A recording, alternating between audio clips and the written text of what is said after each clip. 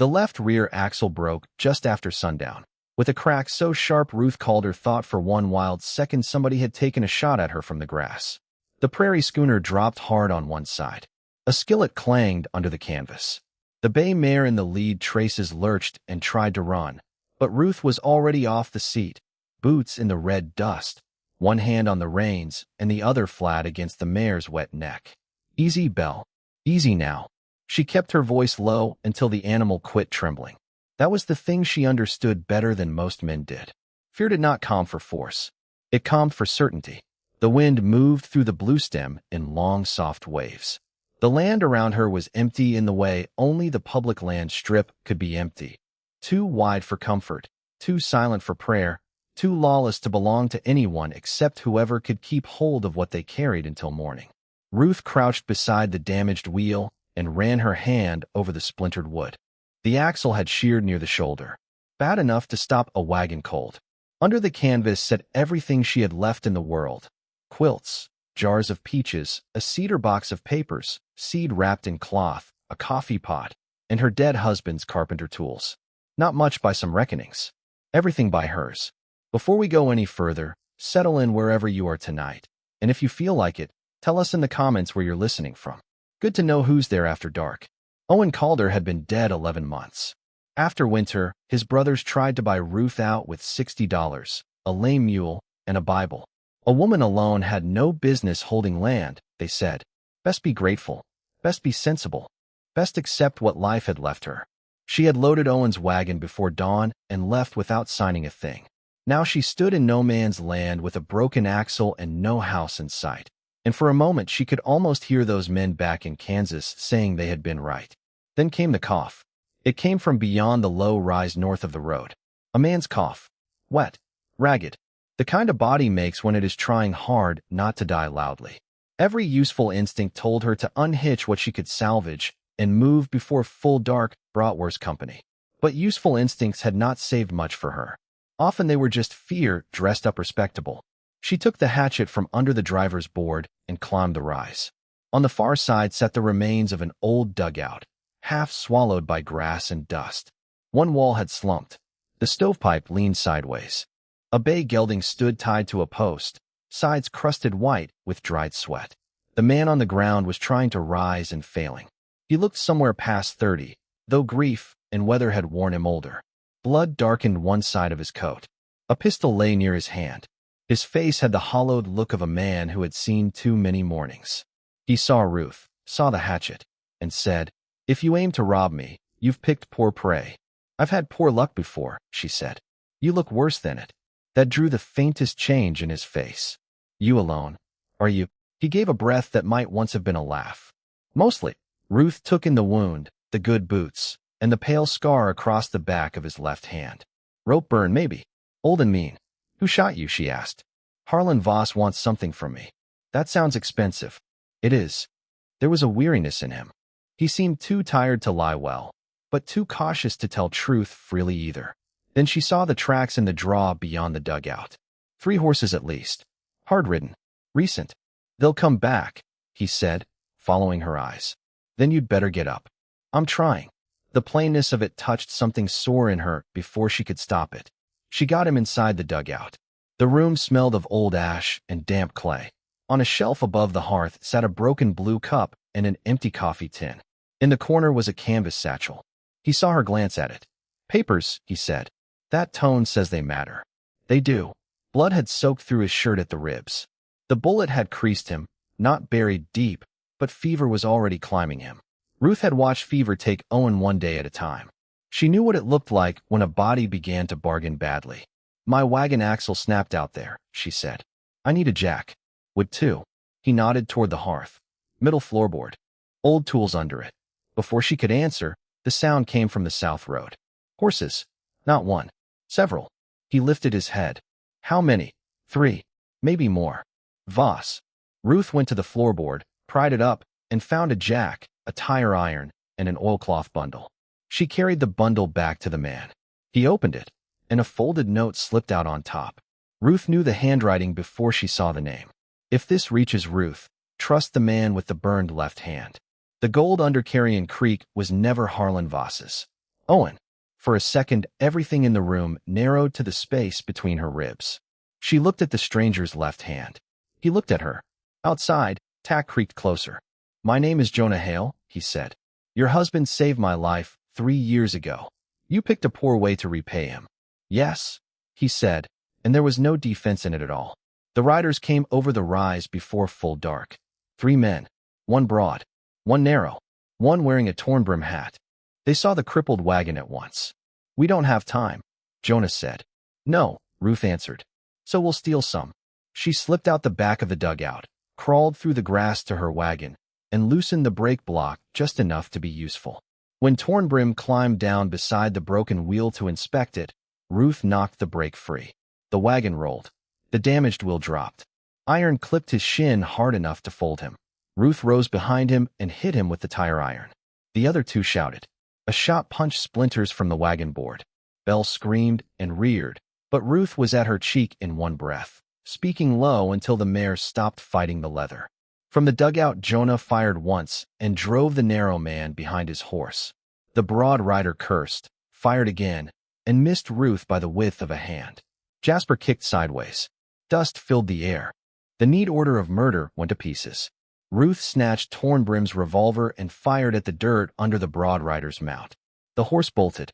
In the confusion, the men chose retreat over certainty and wheeled away into the dark, leaving one unconscious in the grass. When the silence returned, it came thin and shaky. "They know where you are," Ruth said. "Yes." "They know my face now, too." "Yes." She hated that he never softened the truth. Carrion Creek was less a town than a stubborn refusal to disappear.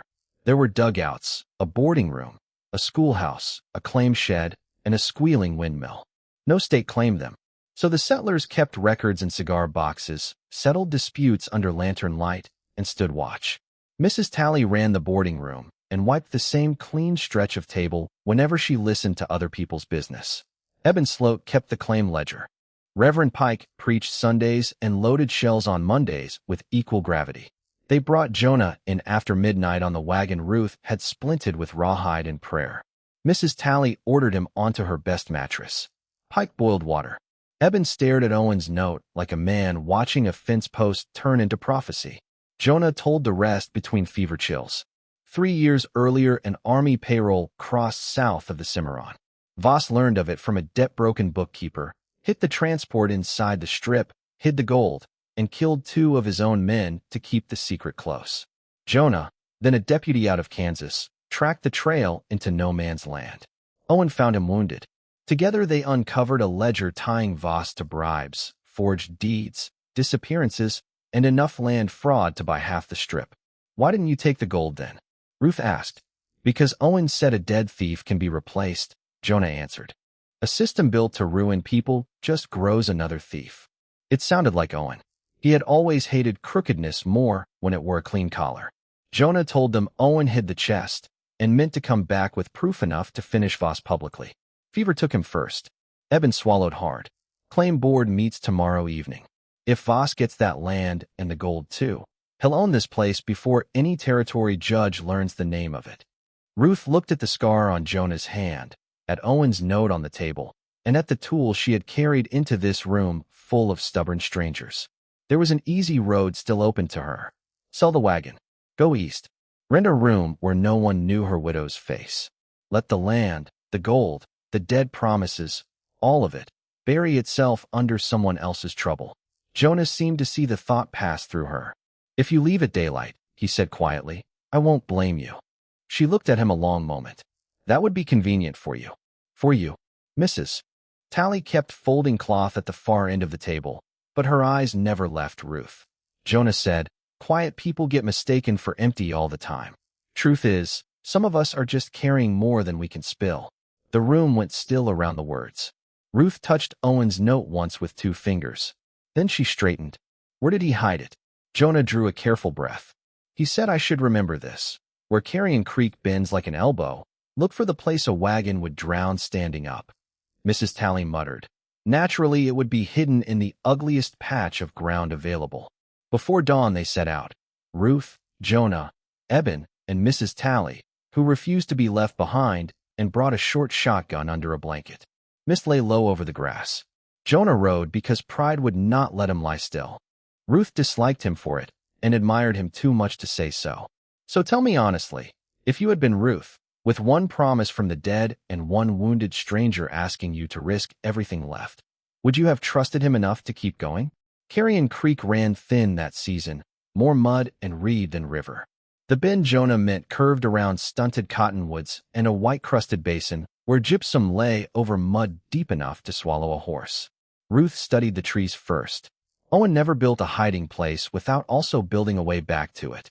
At the third trunk, she found a strip of old harness leather nailed where only the right eyes would think it was not accident. She followed its angle out toward the basin and saw the faint line beneath the crust. Boards sunk just under the surface, a hidden crossing for someone who knew precisely where to put the wheels. At the center stood the broken stump of a wagon tongue, driven upright like a grave marker. She knelt and brushed at the base. Iron rang under her fingernails. Jonah. He came beside her, pale with pain. Together they levered at the buried ring bolt with the tire iron. The crust cracked. A timbered cavity opened below them, wrapped in oilcloth and canvas stiff with age. Inside was gold. Not storybook gold. Real gold. Heavy, dull, unquestionable. Stacked coins in leather rolls, a ledger tied in blue ribbon, and a packet of deeds sealed in wax. Eben made a sound like a prayer losing its footing. Then a bullet split the wagon tongue stump above Ruth's head. Voss had come with 7 riders this time. He reined up along the ridge on a black gelding, neat beard, dark coat, everything about him composed in the way of a man who believed the world naturally leaned his direction. Well, he called, smiling as if he owned the hour. Mrs. Calder has found my property. Funny, Ruth shouted back. Your name is nowhere on it. The smile did not change, but something behind it did. My name lands on most things eventually. The shooting started fast. Mrs. Talley's shotgun took the hat off one rider. Eben fired from the cottonwoods and dropped another from his saddle. Horses screamed. Jonah shoved the blue ribbon ledger into Ruth's hands. Take the book. She wanted to argue. There was no time. Ruth ran bent low with the ledger under one arm and a pouch of gold in the other hand. Powder smoke mixed with gypsum dust until the whole basin looked ghost-haunted. Jonah was beside her for 3 strides, then behind her, then turning back because 2 riders had cut left toward Eben. Jonah, no. He looked once over his shoulder. Get it to town. Then he went straight into the gunfire. Ruth saw him slam into one rider broadside. Saw both horses go down. Saw Voss level his rifle. The shot struck Jonah in the shoulder and threw him under the falling horse. Everything in her rose up to run back to him. Everything Owen had died protecting told her if she did, Voss would own the truth forever. She chose the harder thing and ran for the wagon. Bullets kicked dirt behind her. Belle snorted and tried to veer, but Ruth seized the reins, spoke one word, and the mare trusted her enough to obey. Home. She drove straight across the hidden boards Owen had laid under the gypsum crust. 2 of Voss's riders followed without knowing the line. The earth swallowed the first horse chest deep. The second flipped hard enough to scatter man and saddle in opposite directions. Ruth did not look back. The wagon bounced toward Carrion Creek with the ledger under her knee and fear cold as creek water in her mouth. Behind her, she heard Voss shout for them to take her alive. She reached Carrion Creek near dusk, alone. The claim hall was already filling. Men and women stood shoulder to shoulder under the shed roof, dust on their hats and hunger in their faces. Ruth climbed down with the ledger in both hands. Harlan Voss is coming, she said, louder than she knew she could.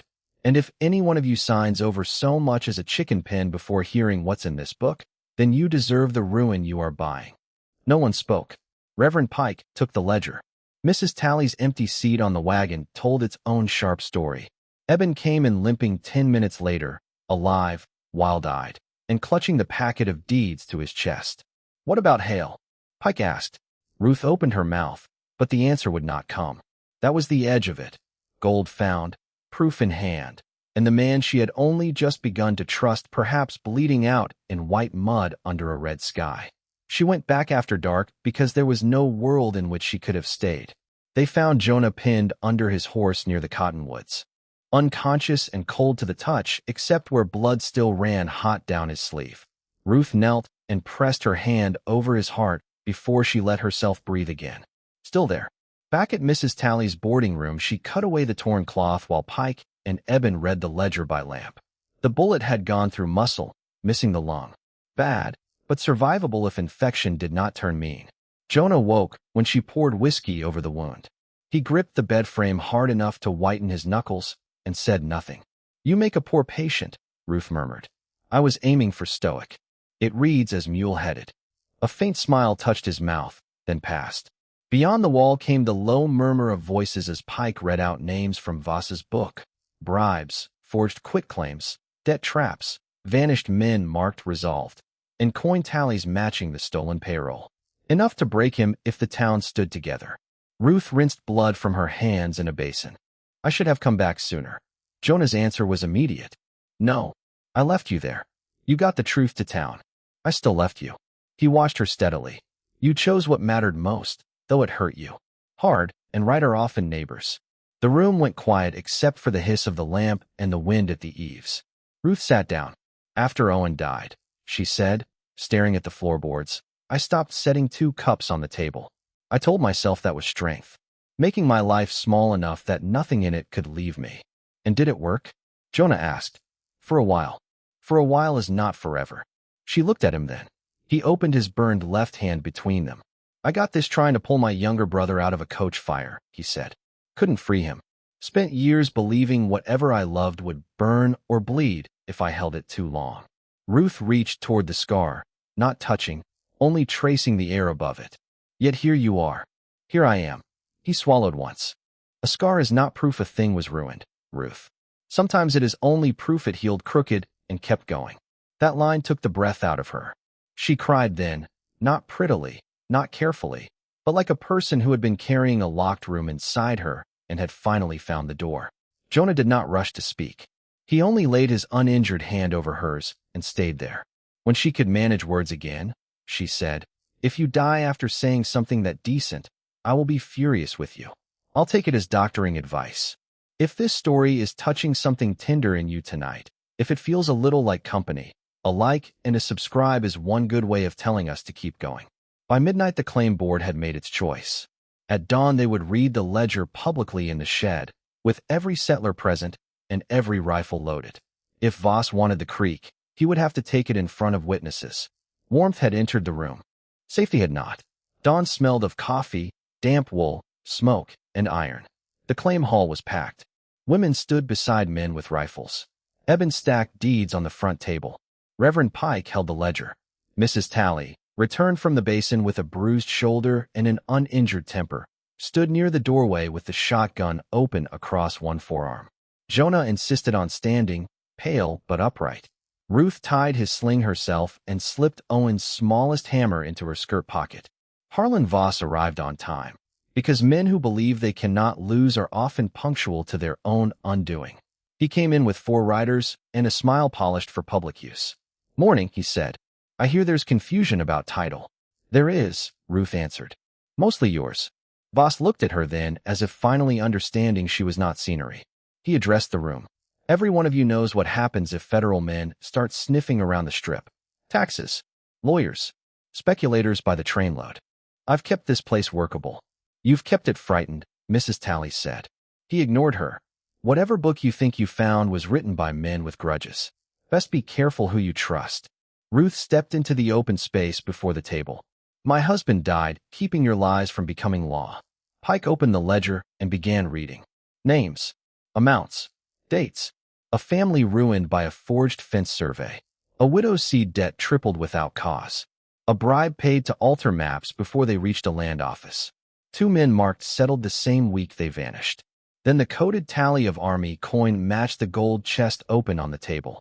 Voss's smile cracked. "That proves nothing," he said. Jonah spoke from the wall. "It proves you learned your code from a quartermaster who crossed his sevens. Same habit in the original payroll inventory. I saw it often enough to remember." Voss's eyes flicked to the gold, to the door, to his riders. Ruth saw the choice land in him before he moved. He lunged for the chest. The hall blew apart in noise. One rider drew, and Eben smashed him with a chair. Another struck a lamp and sent kerosene crawling in bright blue fire over the floorboards. Smoke jumped up thick and black. People shouted. Horses screamed outside. Voss seized the chest handles and ran through the side door toward his buckboard. Ruth went after him, not because she had turned brave, because wagons made sense to her. Owen's hammer was in her pocket, and before dawn, she had done one small piece of work only she would have thought to do. He heaved the chest into the buckboard bed, snapped the reins, and sent the team lunging forward. Ruth stood right in the path of them. For 1 second, Voss mistook stillness for helplessness. He grinned. Then the left front wheel came off. Ruth had pulled the linchpin at first light and replaced it with a shaved willow peg, the sort that holds just long enough for a man to trust it. The buckboard slammed down, pitched sideways, and flung Voss half out of the seat. The chest burst open on the ground. Gold rolled across the packed dirt in bright, hard coins, spinning to the boots of the settlers pouring from the smoke-filled hall. Power sometimes dies loudly. Sometimes it dies because too many people finally see the same truth at once. Voss staggered up, reached for his pistol, and found Jonah's gun on him from the porch steps. "Don't," Jonah said. Voss drew anyway. Ruth swung Owen's hammer with both hands and broke his wrist before he could level the barrel. The pistol dropped. So did he, to one knee, staring at her as if women only became real to men like him when they ruined something expensive. "Too much of something, wasn't I?" Ruth said, breathless. Turns out it was exactly enough. The settlers closed around Harlan Voss then. Not wild, not roaring, deliberate. Worse than anger for a man built on intimidation. Pike took the pistol. Eben gathered scattered coins in both hands. Mrs. Tally kicked dirt over the fire spilling from the shed and said, almost pleasantly, "I hope prison food agrees with you." They tied Voss to the porch post and sent riders north with the ledger, the coins, the sworn statements, and 2 of his own men, now eager to bargain with the truth. By noon his deeds were voided. By evening 3 families had their creek claims restored. By the time federal marshals came to collect him, his money and reputation were already gone. Justice did not look like thunder after all. It looked like records corrected, land returned, stolen money counted under honest eyes, and one cruel man learning the law had finally found him. The practical work afterward felt nearly sacred. Evidence was sent where it belonged. A lawful reward was posted for recovery of the payroll, and Carrion Creek Share built a proper well, a bigger schoolroom, seed credit for 3 ruined families, and fence wire enough to mark what Voss had tried to erase. Ruth used her part to file on 30 acres above the bend where the ground held dry in spring and caught good light at sundown. Jonah stayed first because his shoulder would not let him leave. Then because Ruth asked him over beans and coffee one evening whether he planned to drift forever or had finally grown tired of confusing loneliness with duty. He looked at the frame of her new house rising beyond the window, at Owen's old tools back in use, at Belle swishing flies from her tail in the yard, and said, "I reckon I'm tired." "Good," Ruth said. "I have no patience for men who court from horseback." That made him laugh, quiet and surprised, and the sound of it in her kitchen felt like a chair being pulled out for hope. What they built was not young love or fever. It was slower. He planed boards. She set posts. He mended harness. She showed him where Owen had hidden nails and coffee tins. Some nights grief still came in and sat with them, but it no longer ran the house. In spring he carved a new handle for Owen's hammer and laid it on the table without saying a word. Ruth understood every part of the silence. When the cottonwoods turned green again and wheat shivered pale across the claim, Jonah asked if she would have him properly, with preacher, license, and every witness Carrion Creek could crowd under a roof. Ruth looked out first at her land, then back at the man who had stayed long enough to become part of it. "Yes," she said, "but understand this. I mean to remain difficult." His smile went softer than laughter. "Ruth, that is among your better qualities." Years later, people in the Panhandle still told the story 2 ways. In grand places, it was about buried gold. In kitchens, where truth fares better, it was about a widow who refused to turn back, a man who stayed long enough to heal, and a town that chose each other over fear. Ruth preferred the kitchen telling. Turns out a good life sounds less like triumph than a kettle beginning to sing in a room where nobody is afraid. On certain evenings, when the wheat ran silver in the wind and the porch boards still held warmth, Ruth and Jonah would tip their chairs back side by side and watch the light settle over the house and creek, until the whole land looked like something mended so carefully It had forgotten it was ever broken. Next time, we'll tell the story of a deaf seamstress sent west because her family called her a burden, and the one-armed ranch cook who saw her worth before anyone else knew where to look.